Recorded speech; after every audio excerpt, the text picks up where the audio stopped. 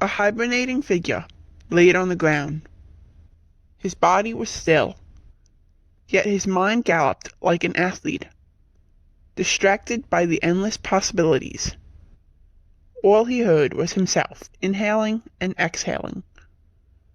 The timber man opened his eyes, witnessing the sky. His mind thunderstruck by his existence.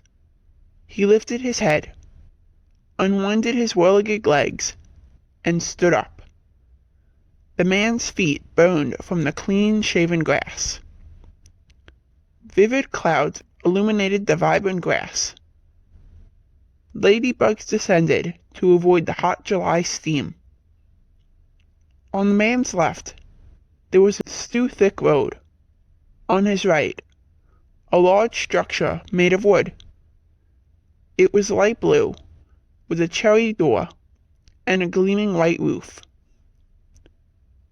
When the sound of an adolescent whirled, the building's cherry base temporarily ruptured, and two young girls, who looked 8 or 9, ran out of the cave.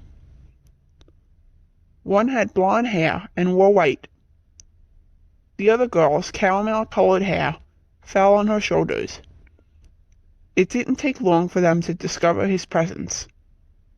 The girls were astonished because he looked familiar, even though they had never met him. After a brief moment, the blonde asked him to identify himself. He replied lethargically, "For some reason, I don't recall." The tiny tot exclaimed, "Don't you know? You're George Washington." She threw her hands in the air. "You must come see 2019. The second girl reached out her hand and grabbed his. The three of them walked inside. The unnatural light blinded George when he stared at it. Confused by a black rectangle that was magically attached to one wall, he scrunched his eyebrows. The blonde girl kept talking. "That's the kitchen. Here's my baby brother's playroom. And this is my parents' bedroom."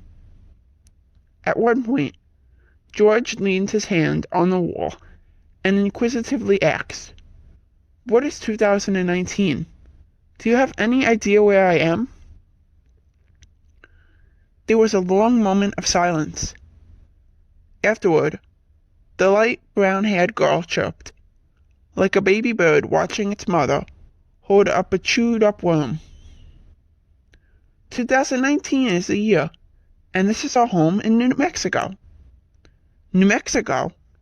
His heart skipped a few beats, and he put his hand on his chest.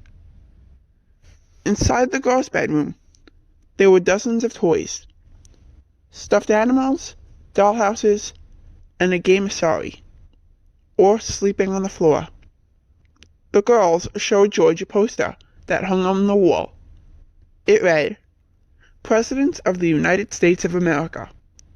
When George saw it, his bewilderment instantly faded, and he fell to the floor.